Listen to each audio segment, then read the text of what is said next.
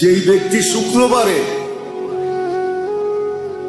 জুমার নামাজের পরে 7 বার সূরা ইখলাস, 7 বার ফালাক, 7 বার নাচ পড়বে, আগামী শুক্রবার পর্যন্ত সমস্ত বিপজ্জনক রোগ ব্যাধির থেকে নিরাপদ থাকবে।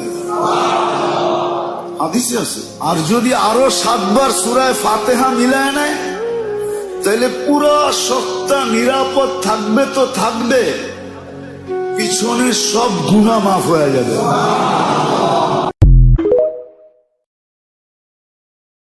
যেই ব্যক্তি শুক্রবারে